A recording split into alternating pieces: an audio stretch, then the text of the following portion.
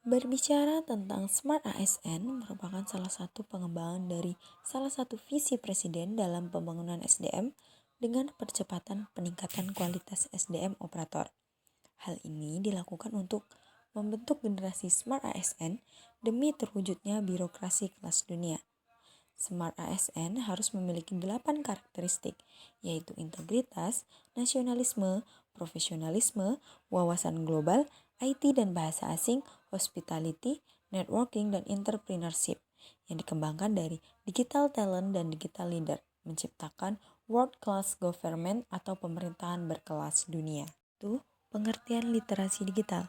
Yang pertama yaitu menurut Glister tahun 1997 yang menyebutkan literasi digital mengacu kepada kemampuan untuk memahami, mengevaluasi, dan mengintegrasi ke dalam berbagai format, multiple atau format dalam bentuk digital. Yang kedua, Lancer atau Knobel dalam Bowden tahun 2008 mendefinisikan literasi digital sebagai analisis praktik sosial yang mengidentifikasi poin-poin penting untuk pembelajaran yang efektif. Yang ketiga, Buckingham tahun 2010 yang menambahkan bahwa literasi digital lebih dari sekedar masalah fungsional, belajar bagaimana menggunakan komputer dan keyboard atau cara melakukan pencarian secara daring.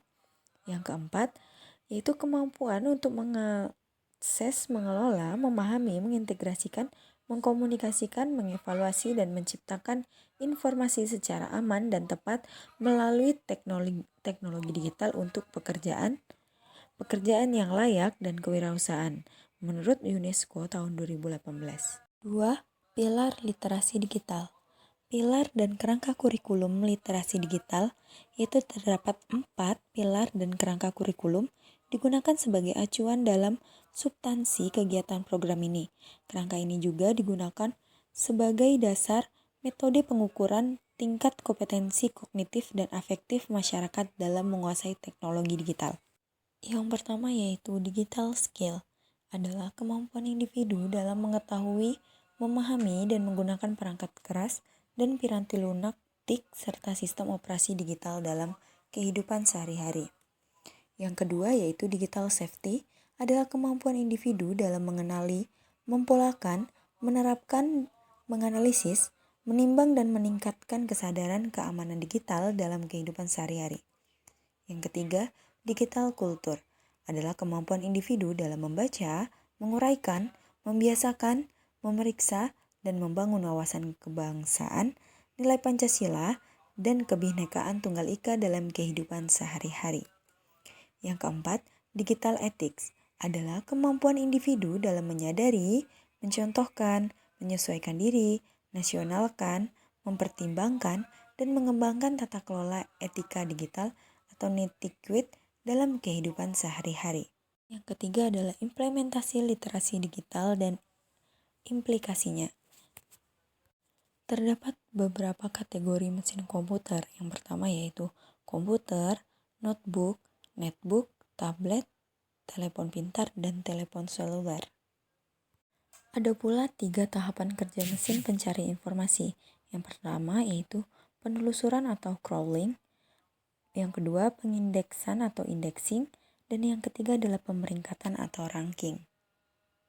Ada beberapa cara penggunaan mesin pencarian informasi, yaitu yang pertama, mengetikkan kata kunci atau keyword di dalam kolom pencarian, yang kedua, klik enter, yang ketiga, menggunakan karakter tanda hubung seperti spasi, yang keempat, menggunakan karakter tanda petik, yang kelima, menggunakan istilah OR, yang keenam, menggunakan sinonim dari kata kunci, yang ketujuh, mencari dalam sebuah situs, yang kedelapan, menggunakan tanda bintang, yang kesembilan, mencari informasi di antara dua nilai menggunakan simbol 2 titik, dan diakhiri dengan spasi. Aplikasi dompet digital, loka pasar atau marketplace, dan transaksi digital. Dompet digital hadir sebagai upaya dalam mewujudkan metode pembayaran non-tunai untuk berbagai keperluan ataupun kebutuhan. Tahun 2007, Doku ID hadir sebagai perusahaan penyedia layanan pembayaran elektronik pertama di Indonesia. Sekarang, kurang-kurangnya terdapat 5 dompet digital yang populer digemari masyarakat Indonesia, yang itu ShopeePay, OVO, GoPay, Dana, dan Link Aja. Bagaimana dapat dilihat pada grafik, yaitu penggunaan masyarakat Indonesia melonjak pada penggunaan ShopeePay. Baiklah, ada etika berinternet, informasi hoak, ujaran kebencian, pornografi, perundungan, dan konten negatif. Baik, selanjutnya transaksi elektronik atau transaksi daring. Ada beberapa alat transaksi daring, yaitu yang pertama transfer bank, yang kedua dompet digital atau e-money, yang ketiga pembayaran luring, yang keempat kartu debit, dan yang kelima adalah kartu kredit. 4. Kesejahteraan digital. Yang pertama yaitu digital social well-being, yang kedua digital personal well-being, yang ketiga digital learning well-being, dan yang keempat adalah digital work well-being. 8. Prinsip praktik digital. Yang pertama, menyediakan pelayanan inklusif dan responsif yang mendorong pekerjaan digital maupun aktivitas pembelajaran. Yang kedua, menyertakan aspek kesejahteraan digital dalam membicarakan yang sudah ada, khususnya berkaitan dengan kebijakan aksesibilitas dan inklusi. Yang ketiga, menyediakan lingkungan fisik dan daring yang aman. Yang keempat, mematuhi petugas dan yang bertanggung jawab mengenai aktivitas digital.